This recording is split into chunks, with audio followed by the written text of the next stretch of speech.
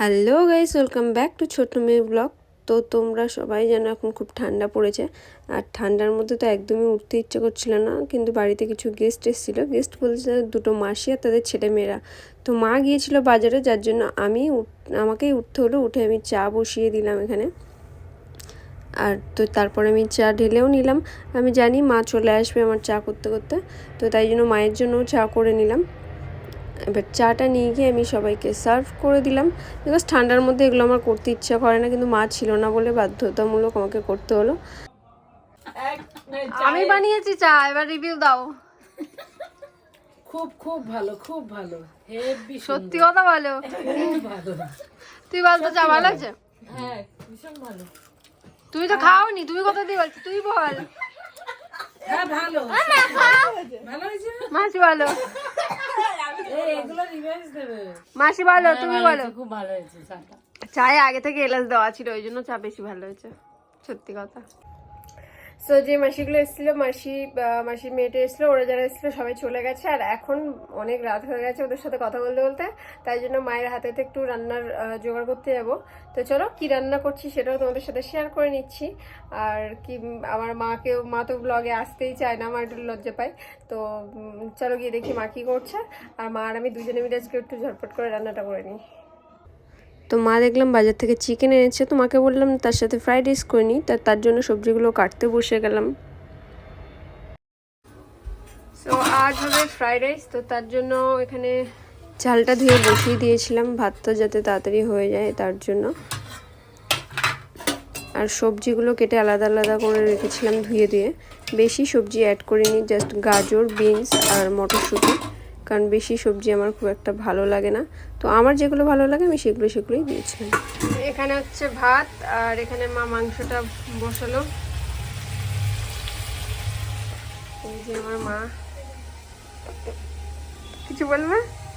High, কি রান্না হচ্ছে আজকে? আজকে চিকেন হচ্ছে আর ফ্রাইড রাইস হবে। কার ইচ্ছা ছিল খাওয়ার? ছেলে মেয়ে সবার। এগুলো এখন ভাজবো, তারপরে ভাতের সাথে মেশাবো। তো আমার ভাতটা প্রায় হয়ে এসছে, দেখতেই পাচ্ছ কত বড় বড় হয়ে গেছে। এবার নামিয়ে নেব। আর এদিকে মাংসটাও হচ্ছে।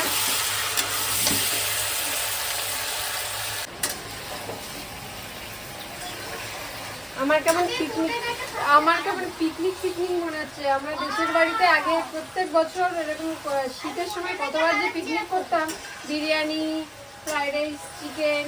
বাগানের মধ্যে, আমাদের দেশের বাড়িতে অনেক বড় জায়গা, তো ওখানে বাগানের মধ্যে আমরা সবাই মিলে পিকনিক করতাম। তো সেটাকে এখন মিস করছি। এখন তো শীতের সময় অনেকবার পিকনিক হতো আমাদের।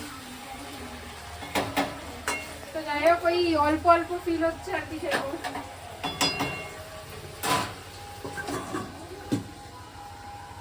তো আমি তারপরে অল্প আছে এক এক করে সবজিগুলো ভেজে নিচ্ছি। ফার্স্টে গাজর ভেজে নিচ্ছি, এরপরে ভাজার জন্য দিয়ে দিয়েছি বিনস। তো বিনসগুলো এদিকে হচ্ছে, আর এদিকে মাংসতে জল দিয়ে দিয়েছি, কষানো হয়ে গেছিলো। তো কালারটা দেখতে পাচ্ছ। এরপর লাস্ট মটরশুঁটিটা ভাজতে দিয়েছি। আর মটরশুঁটি ভাজতে ভয় লাগে, ফটাস ভাজে শুধু। তো এদিকে সবজিটা ভেজেছিলাম, সেই তেলটা ছিল, আর এতে দিয়ে দেবো এবারে ঘি, কিছুটা পরিমাণে।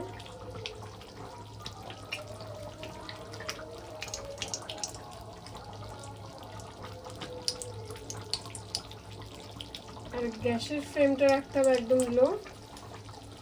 আর ঘিটা তেলটা গরম হয়ে গেলে এর মধ্যে দিয়ে দেবো, ফার্স্টে দিয়ে দেবো লবঙ্গ, এলাচ আর দারুচিনি। আর তারপরে দিয়ে দেবো কিছু কাজু আর কিশমিশ। আমি অল্প করে দিয়েছি, কাজু কিশমিশ খেতে আমার অতটা ভালো লাগে না, তাই জন্য এটা যার যার পছন্দ মতো দিতে পারবে।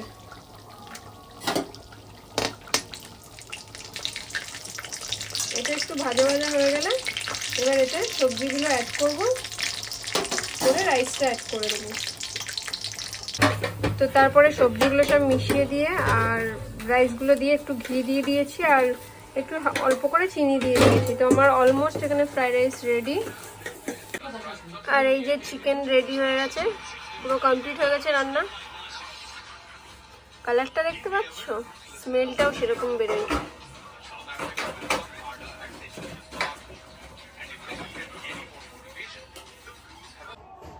তো রান্না বান্না হয়ে গেছে আর এখন অনেকটা রাত হয়ে গেছে, তো এখন গিয়ে খাওয়া দাওয়াটা সেরে নিই।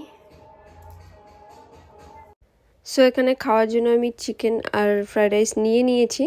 আর আমি কিছু রান্না করলে সেটা মায়ের থেকে রিভিউ নেবই, কারণ আমার মা খুব সুন্দর রান্না করে। তো আমি যাই রান্না করি না কেন আমার মনে হয় যে মায়ের থেকে রিভিউ নেওয়াটা উচিত, কারণ মা এত সুন্দর রান্না করে, সেখানে আমার রান্না তুচ্ছ।